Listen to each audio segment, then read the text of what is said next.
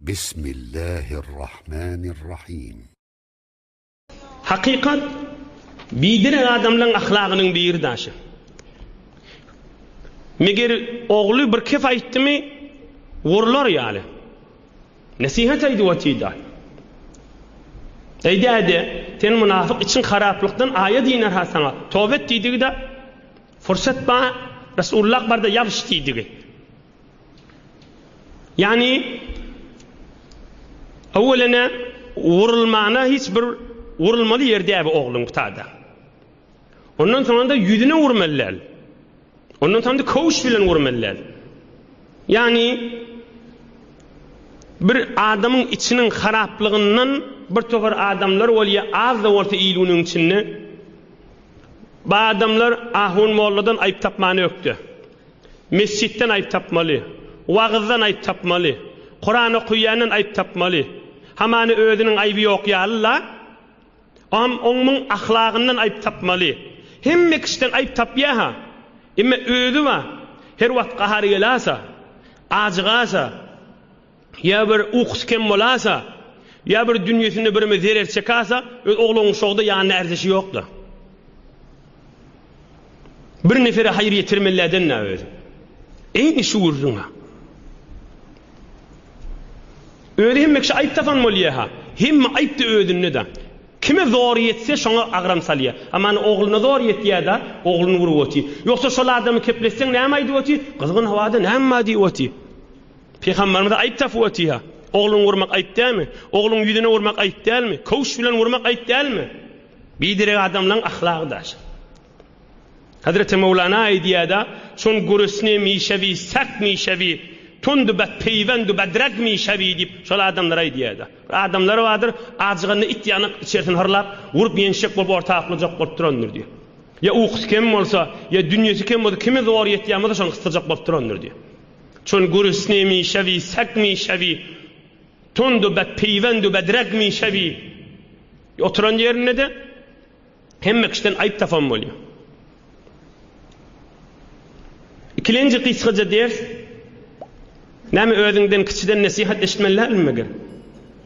Meger Hazreti Ebu Bekir Sıddık özünden kiçiden nasihat eşitmeyenmiştik mi? Hak Resulullah ayrılandan sonra hem kiçiden qova adam değil mi? Qova adam, hem özünün adamları raiyetten her kim Ebu Bekir Sıddık'a sen beytmeler lise he doğru diyenmiştik. Meger Hazreti Ömer el-Faruk radıyallahu anh onun ey Ömer, sen bunun yanlış hadisi kefin kulak asmayanmıştık mı? Meger Osman Zünnurayn radıyallahu anh bir şan ayıbına ise he doğru ayıtyan demeyenmiştik mi? Meger Ali Murtada kerramallahu ecehu bir adam hey sen beytmediyse he doğru ayıtyan demeyenmiştik mi? Hazreti İmam-ı Azam mezhep başımız Ebu Hanife radıyallahu anh bir vakt bir yerden bariyenmişti. On bir kişicik oğlanca uğurttur.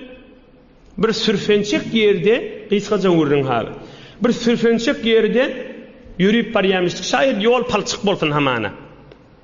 Oğlum heccan oğul tayama yıklama deyiptir. Hazreti Ebu Hanife. Onu oğlan aydiptir. Ey Ebu Hanife deyiptir. Men taysama deyiptir. Ay deyiptir üstü başım kakarın deyiptir bir daha bolor deyiptir. Sen alim adam sen tayama deyiptir. Sen taysan kan adam tayar deyiptir. Hazreti Ebu Hanife näme diye radıyallahu anh. Şu oğlancık bana berin nasihati içimden geçişyanık bir alim adamdan nasihat eşlemek diye. Ey oğlan sana yetiptir mi? Sen bana nasihat ediyen mi? Diyemişler adamlar. Mena taysam turarın deyiptir bir daha bolor deyiptir. Ya ilayağım devulur ya devulmez deyiptir. Ya palçık bolar üstüme ya bolmaz deyiptir. Sen tayama deyiptir. Sen taysan kan adam iyiliğine tutup tayar deyiptir. Ama mağdamana diyen kefini ödde. Bir oğlancık bana bir nasihat aytti. Ölüyünce bana bir hak nasihat bolu içimden geçti. Ve men şu nasihatı tuttum diye vay diye. Kımıdam haberdar olup Allah'dan dilek kedim diye. Merd imanlı perişte ala adamlar ışılar. Özünden kiçi olsa olsun. Aydiyan hak kefi senden menden olaqan ki? Aydiyan hak kefi senden menden olaqan ki?